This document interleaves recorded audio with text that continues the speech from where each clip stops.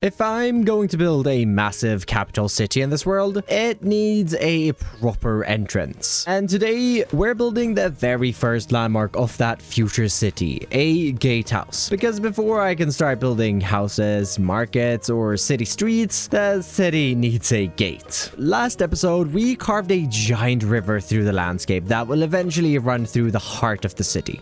And this road right here will lead straight into that future capital. But right now, it just kind of ends in midair. So let's head to my storage and get some materials to fix that. But before we can get our materials put together, I really need to clean up this shulker mess outside my starter base. And to get rid of a few items straight off the bat, just grabbing the blocks I'll need for the gatehouse out of the shulkers. And now to get to the task I've been putting off for a bit, cleaning up this mess.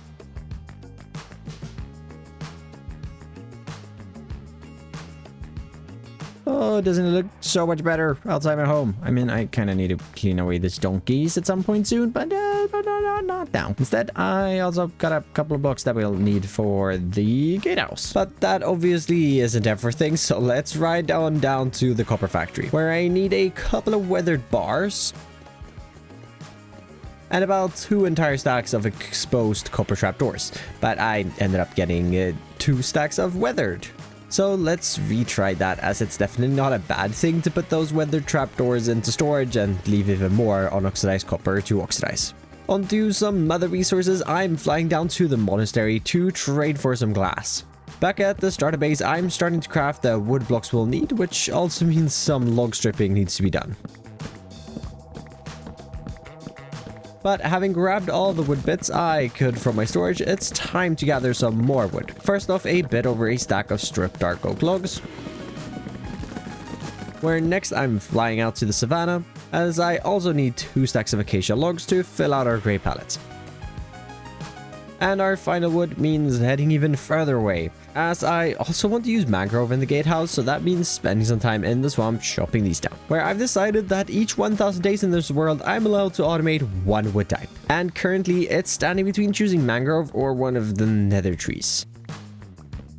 Oh well, I won't be building that today anyways. Instead, focusing on getting the material gathering done, where I'm getting my beacon back in place, so that I can spend the next 20 minutes filling up an entire shulker box with cobble deep slate. Now I only really need 3 stacks of these, but that's gonna be super handy, and future stamps definitely gonna thank me. And while we were mining, I uncovered some diamonds, which 6 out of 4. Well, that's not very lucky, is it? Final resource now, which does require me to ride into the nether, where I need to get my hands on a bit of crimson wood, which definitely is a bigger hassle than mangrove.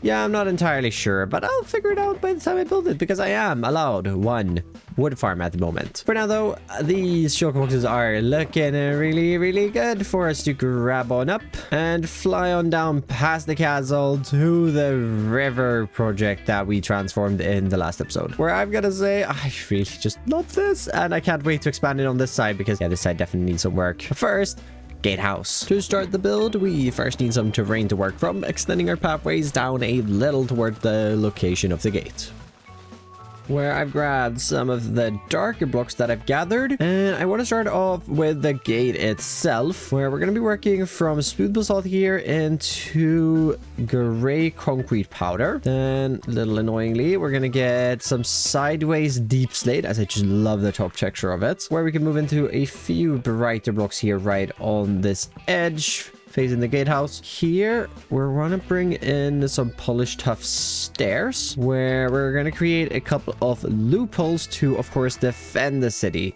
Because a lot of this city gatehouse and the wall is going to be for defensive purposes. As, well, maybe there's not any conflict in the region at the moment, but there definitely has been in the past, and I want to have the remnants of that be visible. Now just gonna keep building this up, where we can replicate this on the opposite side of the gate.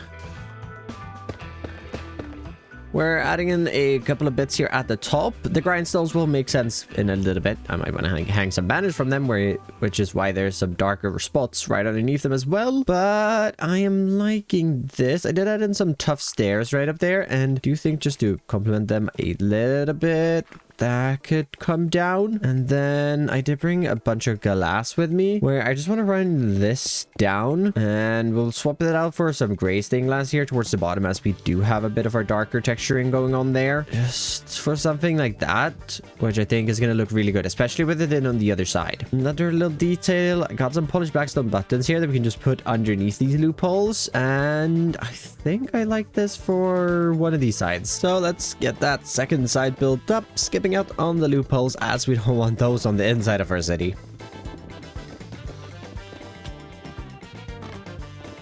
Add in some black concrete to the ones here on the front, just to block them out a little bit. And, well, the reason we don't want them on the inside is because, well, if invaders were to take over the gates and the walls, you don't really want them to have any defensive positions to shoot in on you, do you? So at the risk of leaving them a little blank, we'll just go with it. But though, extending out a building on from one of these at least might not be a bad idea, with some like barracks perhaps. Yeah, we'll get back to that. Before we get all too carried away on the gate segment itself, it definitely can't stand alone, so I want to start building up a tower off to the left hand side with our dark stone palette, bringing in just a bit more cobblestone this time and leaving an area in the front hollowed out, which we can come back to with a lighter palette of stone, from cobblestone to light grey concrete powder, and filling in some windows with weathered copper bars. Where the scale of this is going to be extremely important, as I think the houses inside of the city are going to be roughly this large, maybe a little larger, maybe a little smaller from time to time, but about this size. And well, the gatehouse definitely has to be just a tiny bit bigger than at least the houses in its proximity. So I do like the height we have going on here, and I added in a line of our granite and weathered exposed trapdoors at the top, as I think another segment on this before a roof is gonna do it really well, and add in some more color. I did, however, do a bit of a green and skip on the backside. Just added in that floating hollowed out part. And that's because I haven't really figured out what I want to do back here and how I want to connect it up to the wall of the city. That's going to go off in this direction. So I'm just going to leave it blank for now, as I kind of need to figure out what I want to extend out of it, but we'll get back to that. As for now, I'd like to grab a bunch of that spruce and dark oak we gathered earlier, and why not a bit of coarse dirt. Ooh, and great. Fly on up. Nailed it. Where utilizing these blocks, we can start to create the walls of this top segment for the tower, where we are going to be using our coarse dirt as our bright blocks, then into spruce. And for an additional slightly darker spruce, we are going to use the top texture of stripped spruce logs. For a bit of extra detail on top of this, we can also utilize some dark oak buttons, and then for some even darker patches, some dark oak as we move up further into this build, where I've left a few gaps in here where we can use some weathered copper grates for a splash of color, as the tower is currently all brown and gray. Then to wrap this side up, we are going to go full dark right on top here, which should make sense here in a little bit, where we first have to wrap up the remaining 3 walls of the tower with the same style as the first one, of course.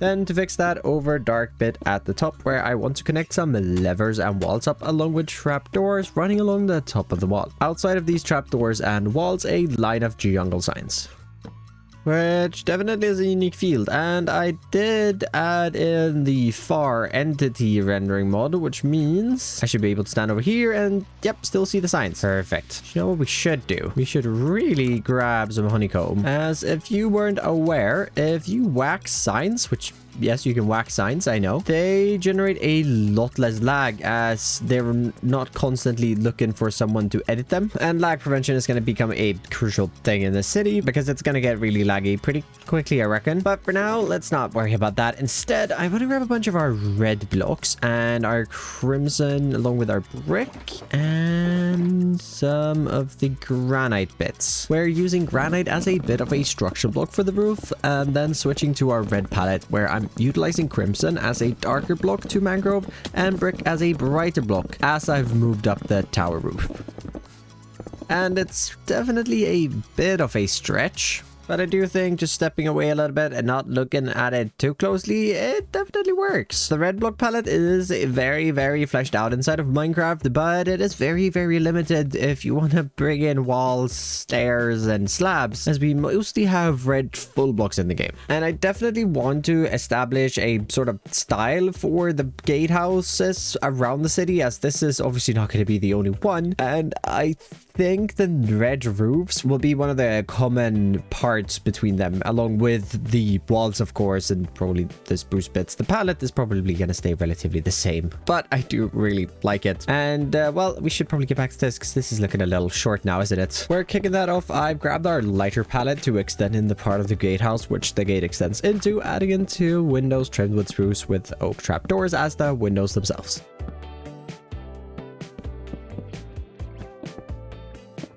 Then went and added in our gate with the nether brick fences, which is looking good. Moving up from this, I think it's time to start working on a few more defensive additions to this gatehouse, as we obviously want to be able to defend the road underneath as well, where the first thing I want to do is just extend out a little bit of our granite along the entire thing. Then we can grab some waxed chiseled copper. We're going to leave this middle part empty, getting this in on either side with a little acacia button in front, coming up with our polished granite slabs, and then utilizing our granite stairs here in the middle, which we can just use a temporary block right there and get that built up. On the opposite side here, I've just kept the same philosophy, but again, with the not having armaments into the city, we're just gonna wall these off here with granite walls and put our granite slabs on top of that, just to make sure that this side doesn't end up looking empty without that extended wall. Where as much as I'd like to build an interior in this, I probably won't. However, what I will do is add in a few trap doors so that I can add in some doors, just because that's a visible detail from the outside. And well, if we're making catwalks, we might as well actually at least make them walkable, even though we're probably not going to put anything inside of here. Now to that bit I skipped, and for some walls for the doors I've just added in, where I figured using spruce for this segment might end up making the build look very same all across the board. So instead I'm opting for a lighter wood palette with oak, birch, and sandstone. Where on top of this, however, we can come back with our roof palette, and I definitely think it's gonna look a little better on this one, as we're not using any fences and walls. And I think I'm gonna skip out on an overhang, at least on this edge, where just like on top of there where I added in a chain and a candle, seeing we add in the same thing on top of these, and conveniently just to make that sloping down a little bit, let's just skip that one. Also, there's a button there, and then to keep this going across the entire thing, we'll skip on this one as well as this one. And actually, I did place a slab on here, but this roof is theoretically supposed to go one further. Yeah, but we're gonna end it off here. And well, the reason why is because it's a little heavy on this side now, and we definitely need something to balance it up coming up right here. That doesn't mean that with the scaffolding removed, what we already have isn't looking great. And before we sort out that second tower, I'd like one final thing on the gate itself, using some pale oak to create some banners.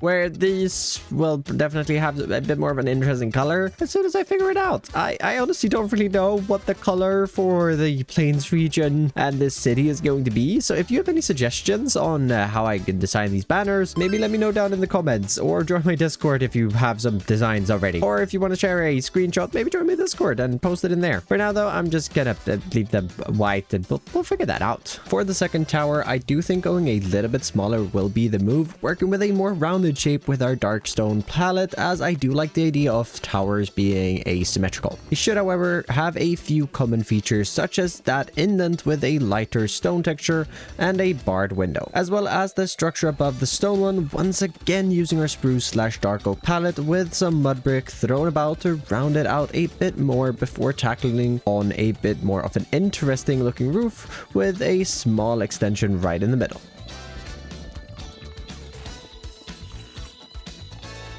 And that is looking like a proper cool gatehouse, with just one little bit missing, as a small extension down here by the square tower could just add a little bit of extra depth.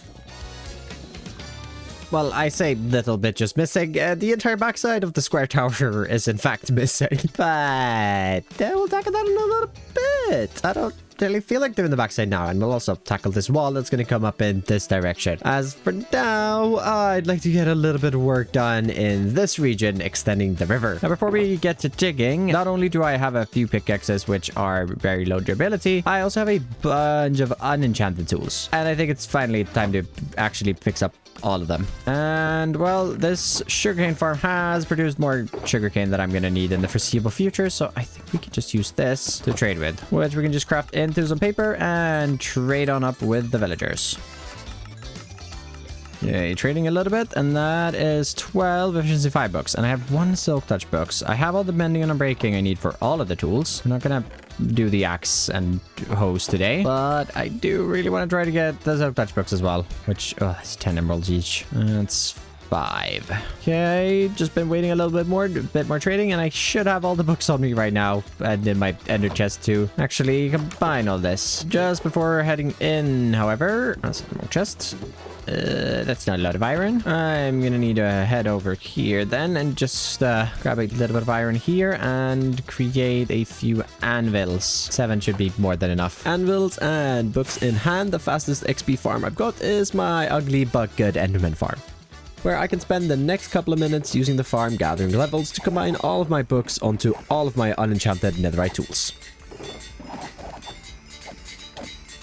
which is looking so much better, and I'll actually be able to utilize them all. Just got to spend another couple of minutes repairing all of them. One eternity later. Okay, took a little bit, but here we are. We now have 11 netherite pickaxes and 9 fully enchanted netherite shovels. Oh, that is amazing. That box is not a box that I'd like to lose. With our tools sorted though, let's grab some shulker shells and some chests and fly down to the project, where the first order of business is getting a haste 2 beacon set up in the area, as I'm definitely not digging this lake out without being able to insta mine stone. But with that sorted, I want to throw myself at this dig, where we do have to figure out what to do with the water that's here already, but let's first worry about opening up the terrain in between the pond and the river that we built in the previous episode, where I've been giving the pond a bit of thought, and I have decided that even though this will be filled back in with water, it's going to be far easier and more time efficient to drain the current pond and just fill in more water later on. Okay, this isn't really going to work out with my 3 sponges, so instead I've got an idea, which of course is to head over to one of the ocean monuments I've cleared of its elder guardians, and swim around until I stumble my way upon a sponge room, where I did only manage to find 1, but 35 sponges is going to be a lot more helpful than 3.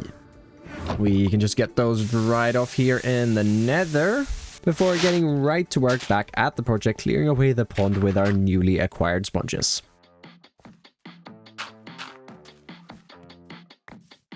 Which, with that done, just leaves us with the remainder of the dig. A cool 30,000 blocks, which shouldn't take all too long, getting ourselves started with removing the section closest to the river all the way down to the lake bed.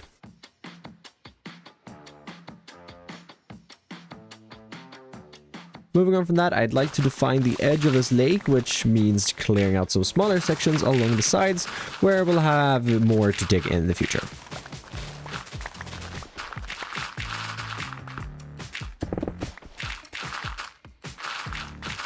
But for now, focusing on the lake, where I've already spent over an hour digging, and the clip you're currently watching is yet another hour spent digging to wrap up the final bit of the digging required to clear out all of the space for the lake itself. That wasn't too bad, only about 30,000 blocks, which means I have filled up a ton of shulker boxes with blocks, but that's fine. That's part of it. As well, we've still got another couple of blocks to clear out on the far side of the lake, as I want to bring a path down to the lakeside to dock some boats here. I'm just gonna leave those there for now and go and get some materials. To start the material gathering, I need to refill on some wood blocks. First off, pale oak, as it's a block I like using in cliffs, along with acacia, which I need even more of as it's not as dark as pale oak and therefore used a bit more in the terrain that will be surrounding the lake. With that, I'm flying over to the wool farm, not for light grey wool, but I want to try incorporating some grey wool for some even darker splashes. Then I'm heading down into the mine, where I need to gather just a little bit of chuff as I'm missing a couple of pieces. Okay, maybe not so little tough, and well, you might be asking yourself, Stam, what are you going to use all this tough for in this build? Well, I only actually need about 30 more tough than what I had. But you know, tough is always useful to have a lot of. On our way up from that tough restocking, I'm quickly stopping by my moss room and gathering another 4 stacks of pale moss. And I feel like I'm saying this every time. I need a moss farm. And maybe it's time? Not today, as I've headed into the nether, as I'm pretty much all out of basalt, and I needed both regular and smooth basalt, so spending a little bit of time in here gathering that. We're back in the overworld, just waiting around at the super smelter for the basalt to smelt into smooth basalt, which we can grab on up. And that right there should be everything we need. Well, actually, I do need mud as well. I'm just gonna... Oh, that's probably not gonna be enough. I'm just gonna say that that's gonna be enough, and we'll find out if it's not enough. Let's get all our shulker boxes gathered up. Scratching my head a little bit on here where to start, but I would have to do more digging to start over there, so I guess starting on this side. And well, yeah, I don't really feel like placing mud at the moment, so let's go ahead and grab some of our darker blocks. First, just this tiny section between the bridge and gatehouse, then moving on to the larger section that will create cliffs that will hold up one of the city blocks, which I am just so excited about. I decided to make it look like the water had carved at these cliffs, creating some overhangs. Then just going back a little bit to patch up the bottom of the gatehouse tower down into the water so that it doesn't just float.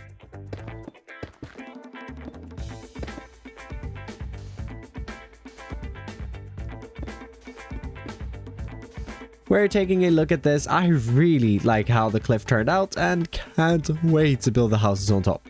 But that's a future project. For now, let's fill our inventory up with mud and start placing in the lake bed, where if you didn't know, I like mud at the bottom of rivers and lakes as the dark color makes them look a lot deeper without me having to dig more. Where it's almost like I anticipated it, but I ran out of mud and I, well, don't have that much left to go. So either I go gather that final bit of mud I need or continue digging. Shouldn't be too much to dig here, and it would be nice to finish up the dig for this episode, so let's just spend the time to get this section cleared down so that we can bring a path down the slope,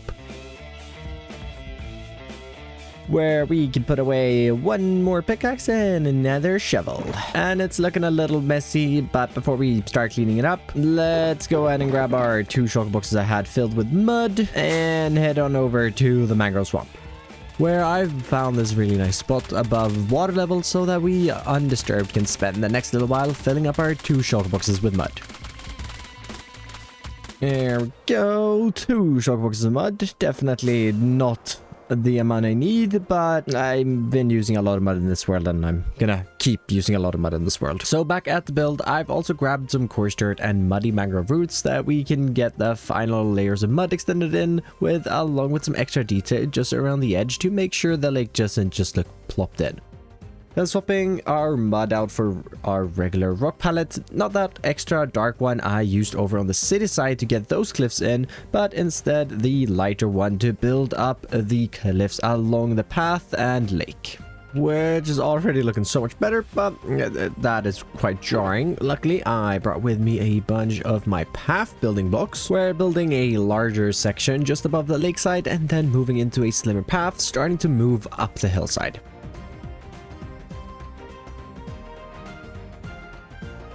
Where I've also got another little segment up here, just extended up along this cliff face. And I think I'm going to leave it at this, because I have been thinking a lot about what to do in this area. And I have, well, come to the conclusion that this gatehouse is not going to be the only entrance into the city from the side. So I want to bring in another gatehouse on this side of the lake. And my plan for the longest time now in this world has been to build a stone storage over in this cave over here. But it isn't the biggest of caves. And while working in this area, I I have rediscovered this cave where I actually have a rudimentary spider farm in the bottom of this one, but it is absolutely massive. And not only does it go down to far deep in the stone level, it also goes all the way down to this massive lava lake where I'd love to do a build in the future. So I'm really weighing towards the side of turning this cave into an open pit quarry for the city and all of the stone blocks that it needs, while it also doubles as my stone storage. So I'm pretty excited about that, but it does mean that I don't really know how this side is gonna look yet because, well, we need to open this up into the cave, and currently, well, we only have this small opening over here. So I'm just gonna leave that as a future stamp project. For now, I'd really like to just decorate this little area here a bit with some bigger decorations, and I'm probably gonna leave it pretty bare with the foliage for now. But before we get the smaller details in, I need to fill in this with water. So yeah, there's really nothing else for me to do than grab that bucket right there and a second one from the river and fill up the lake going layer by layer, which, well, it took a while. It's a fair bit deeper than the river I dug, so even though each layer was quicker, it still ended up taking just about as long to fill the entire lake. But in the end, it's always just so worth it. I love seeing a body of water come together like this one has, and I think it's going to just frame the city on the side so well, especially once we continue on in this direction, where I do think the harbor is going to be coming around this entire cove here, even over to this part. So we probably do have to figure out some sort of a drawbridge, as the terrain is a lot lower down here, so a bridge this high up doesn't really make a lot of sense. And well, I'm about to build a boat that's going to be taller than that bridge anyways, where I've just had to rummage through all the materials and also grab the few foliage bits. And let's grab some of our spruce and build out a small little wooden pier using it, where we can have some boat docking. Just gotta come in here underneath and add in some supports to this. Probably just another two right in here. Got a second one of these extended in over on this side as well, so that we can bring in multiple boats. But with our docks in, let's grab some wax exposed copper for our first boat, along with some jungle and dark oak. Where to start? Just gotta get us off a little bit from the bottom of the lake. First, I want to create the thing that runs along the bottom of the boat. I am blanking on the name. Utilizing our exposed copper for this. Something just like that should be a good length and size. Let's swap out our copper for our dark oak, where we're just gonna start shaping out this hull here, working our way up. And I feel like something that was recently added, yeah, that was recent. I was gonna say, it hasn't been over a year. No, it hasn't. Is our shelves. I feel like these are gonna be super nice as sort of a wall in a wood color, but it isn't a wall, it's a shelf. So it's not completely as big, but it should still help to round out the boat. Where on this front side here, I feel like we could just bring that in, and then that comes out into our shelf. Above this dark oak, a trim of spruce to introduce yet another bit of color into our small boat.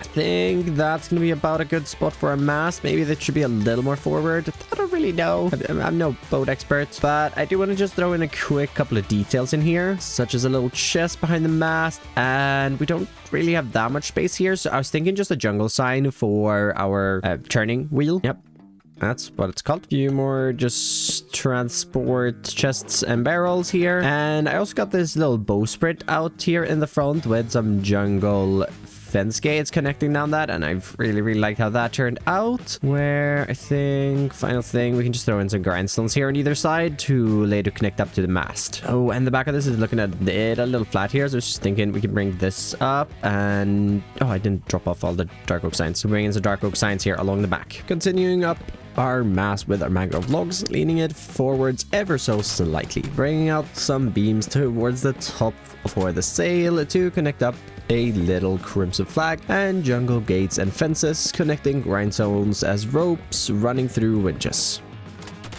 Throwing in some tucked up sails as the boat is docked, and this is one of the first boats I've designed completely on my own, and I've got to say I'm a big fan. Such a big fan that I thought we build up another boat. This time I went back to my fishing village and grabbed the same design I used over there. A design I built a few months ago while participating in Snarple's build event, and I am a massive fan of how this boat looks.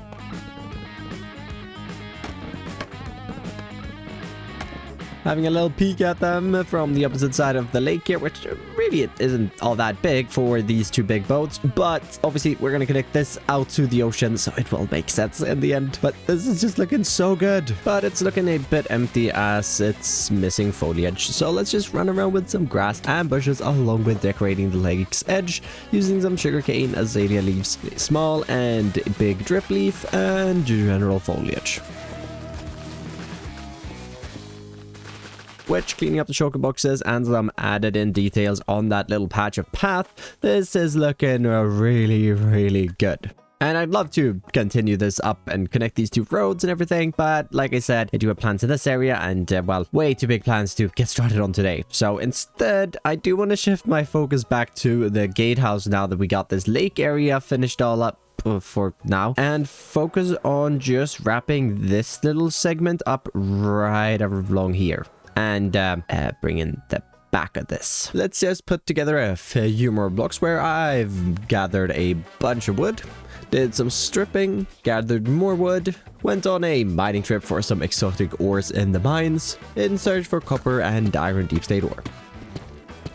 And then just turned these copper blocks into some copper golems that instantly turned into statues. Poor guys.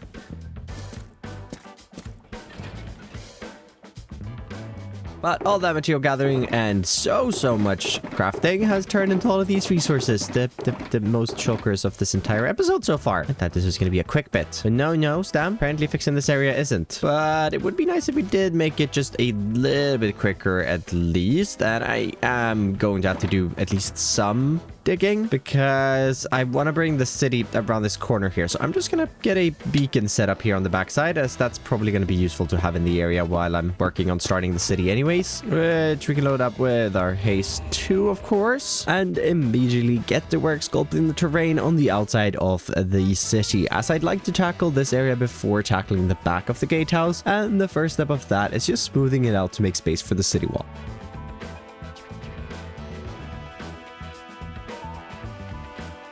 A wall which I want to start building up using a mixture of bricks, forming a foundation for the rest to extend up from.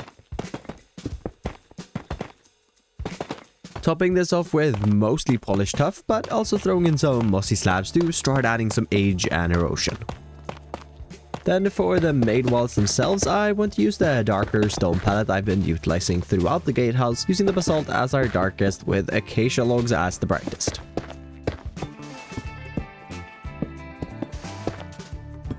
Where I along the wall, like I mentioned, want age and erosion, extending up some mossy overgrown sections.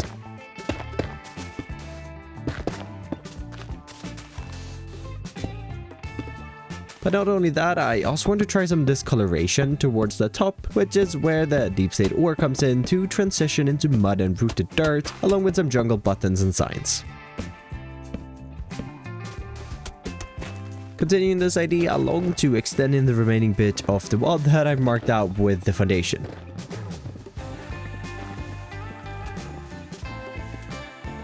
Where the final thing to complete up this side is the defensive architecture at the top, with the loopholes to shoot out and down at invaders, using the same philosophy as the gatehouse, but using mud brick instead of just granite, and adding in some jungle buttons instead of acacia. And I've got to say that this has turned into one of my favorite textures ever. I really like the dark texturing, and I also really love the discoloration. And I'm so proud of myself for figuring out how to use ore in there. Oh, look at me go. But already this is looking a lot better. I do want to add in another gate, not a gatehouse. I want to add in another tower up here, but we'll get to that in a little bit, as well this area right here is extremely empty. And well, we haven't built a tree yet today, as if you didn't know, every episode I challenge myself to build at least one custom tree in the world to eventually fully populate it with custom trees. And if you'd like to help a Stam out, you can do so by populating my community and subscribing. Leaving a like and a comment also immensely helps me out, even if said comment just says no comment. where these trees strategically might not make the most sense as it could give invaders cover, but the invaders are a thing of the past. There hasn't been conflict in this world for centuries. So it makes sense to trust, and it also looks good. But what doesn't look quite as good is the terrain underneath, which is still quite bare. And to fix that, I've actually got to look into this building right next to the paint section, where I just need to do a bit of construction.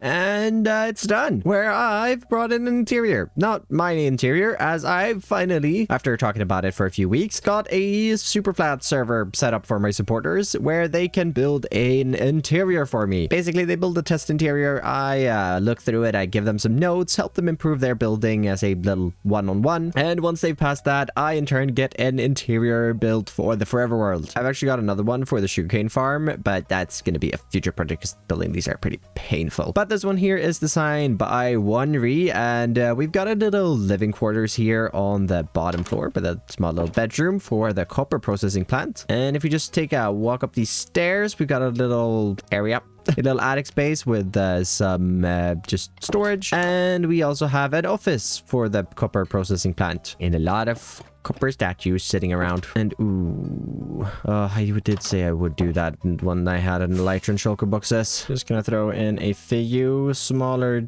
details. All of this I basically wanted to add in so that we could add in this little door here, and that gives us a reason to put a few more things out here than just foliage. Where if we get our hoe out, I'd like to make a little farming area as like a little personal crop garden for whoever lives here. Don't really want this to be anything too special. Just throw in some beetroots, some carrots, maybe just a small little fence here. And ooh, actually, so grab another water bucket and fly across the river. I've got my sniffers and they've been running for a while. How many? Ooh, oh wow. All right. Let's grab some torch flower seeds, as I currently don't have any of these planted in the world. And I think it could be cool to bring in a little field of those as well, along with some potatoes. Just been throwing in some pathways along this, and add this little pathway down this direction as well, where I was thinking we could just add in a little bench where you can sit and you can look down over the river, look down over the path. And yeah, I just really like this spot here. Look at this view. I kind of want to build like a forest right here, as I feel like that would just detail out this path really nicely and kind of block off the farming region that's going to be behind all of that. Oh wow, this world is coming together so nicely, because if we just like go up over this way, wait, I mean I do have to pick up that terrain, but it's so good. I love just walking around and just looking at the world at this point, and it's just getting better and better with some additional foliage bits thrown in. This area is looking really quite lovely. So let's wrap it up completely for now by bringing in that tower I was talking about earlier, where I want a lot of the city wall to feel similar as you stumble upon it, which means I'm building up the same tower design I used on the lakeside of the gatehouse. Which, that's looking really lovely here. It's gonna be so cool when you actually start seeing the houses behind this, and this gets me so excited. So excited. I've been dreaming about this city for, I don't even know how long, so long. But I feel bad ending off right here, as I mentioned it a few times, but the backside is... Yep. Onto the inner side, I don't want to get too much into this now, but I do want to clear out some blocks right on the other side of the wall so that I can have a bit of space to finish it up and the gatehouse. We're super simple, just grabbing some resources. We can get the inner wall built up with the exact same design ideas as the outer one. Then continuing with our dark palette, I want to extend a little barrack building down by the gatehouses for the soldiers to stay in who's on duty. And since I've got the palette on me, let's also fix up the final bits of the gatehouse tower right above this.